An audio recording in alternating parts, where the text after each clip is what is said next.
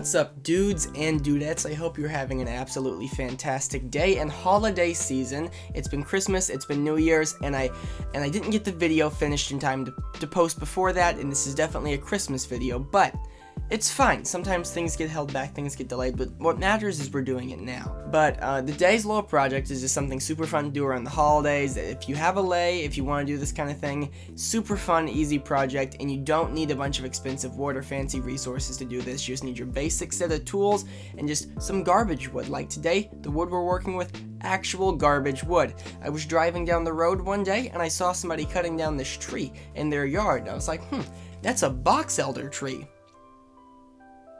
Gimme. So I drove over to him and I was like, hey, what are you guys doing with this wood? Can I get any of it? He's like, oh yeah, we were going to throw this in the chipper. Take as much as you want. And I basically got the entire tree in the back of my truck. And the wood's absolutely beautiful. It's usually a bit of a lighter color than this. And sometimes it has some awesome red streaks flowing through. This limb was a bit too small to really get those yet. But we'll get to all that when we get down to the shop and get this project started. Right now!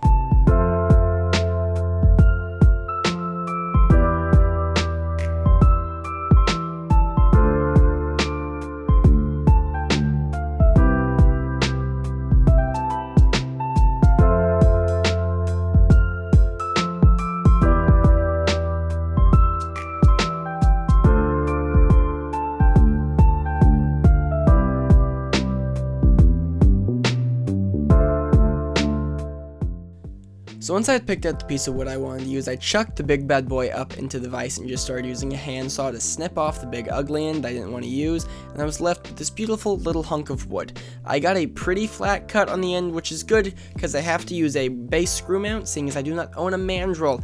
And here's a lesson in why to always get the right head for the screws that you are driving in, seeing as I snapped one of these screws and it went right into my thumb, and it poked a big old hole right in my thumb, which made the rest of this project just absolutely just a joy to work with. I just had a great time with that big old hole in my thumb. There would be more of these as we progressed, but a little boo-boo never stopped nobody. So I got it screwed onto the base plate and was ready to get this baby going on the lay.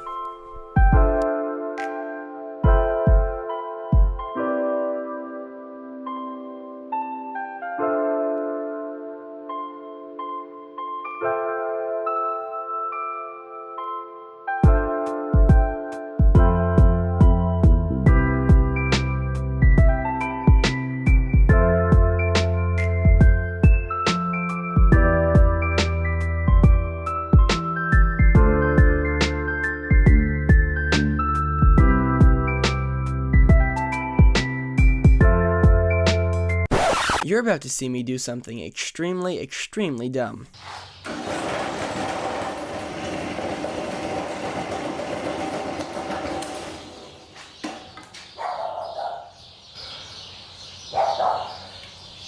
And that, kids, is why you always wear a face shield and never turn a piece of wood this horribly off-center. I had to stand on my lay the entire time to keep it from shaking all over the place, and I began to slowly and carefully round out this piece of wood to make it smooth and not shake.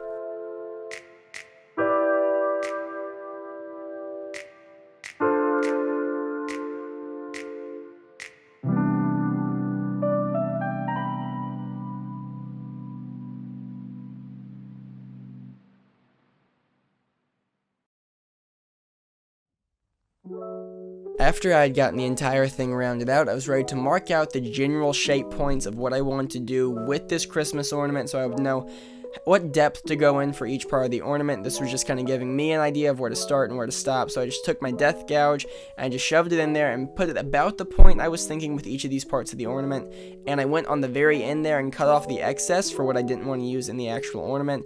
So I just cut it really deep with that gouge, and then I went and got a handsaw. I just sawed the rest of it off.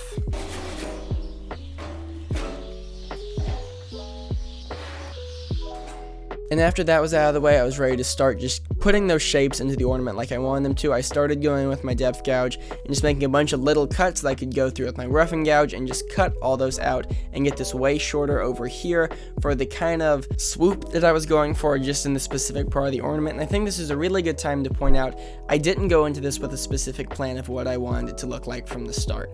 I had a general idea in my head of what I was going to go for, but I got the piece of wood up there, I started to carve into it, and I just let the features that the wood had naturally kind of guide the things that I want to express more.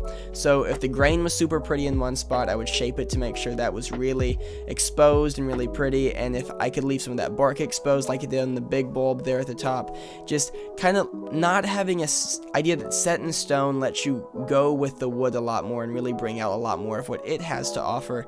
It's a two-part process. You got to work with your hands, your ideas, but you got to work with the thing you're working with as well. If it's metal, if it's wood, you let it shape itself a little bit every now and then. Right here, I am just taking it down and I'm replacing those screws I put in with some much shorter ones.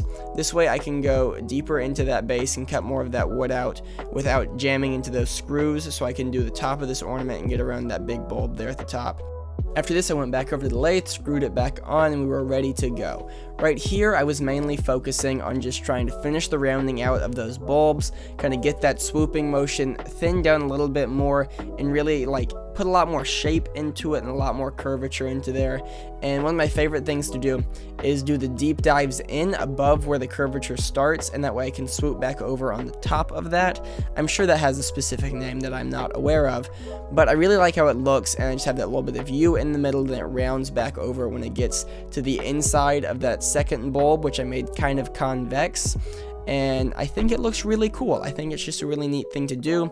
I went through with that ball there on the end, and I just thinned it down a whole lot and just rounded it off completely. Here in a minute, I'm going to completely take off that little nub that's just sitting on that center there at the end. That way I can get it completely smooth, completely sanded out.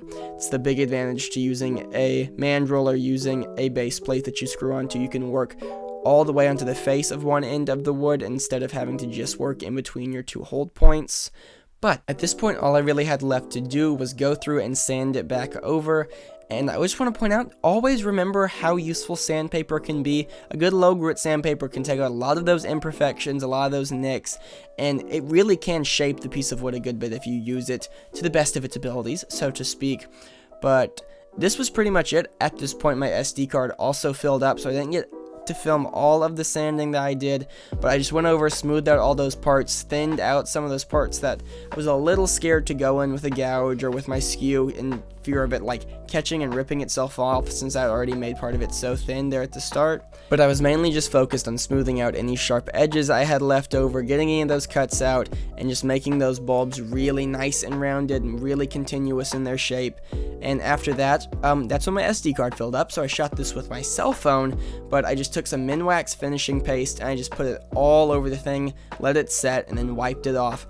And boy howdy, look at this. Does this look beautiful? Oh my goodness, and I dropped it. Well, here it is. I think it turned out quite pretty.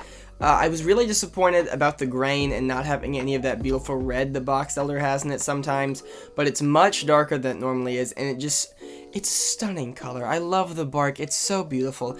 And remember, it was a piece of garbage. But seriously, I hope this project reminds me, you guys, you don't have to go out and buy some fancy wood, you don't have to have something specific, you can pick something up and make something right here, right now, today. If you want to do it, just do it, because I believe in you, and that's all you need. I'm your dad now. But seriously, if you watched the end, I hope you enjoyed the video, hope you enjoyed the process of creating this ornament, and just look at her, she really is a beauty. Just look at her.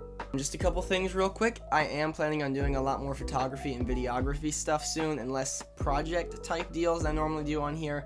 But I am super excited to make more long form videos and more like actual stuff I'm really interested in, because I love doing this kind of stuff, but I want to do a lot more photo and video, like YouTube video type deals. But we'll get all, you'll see all that in the future. That's in the future.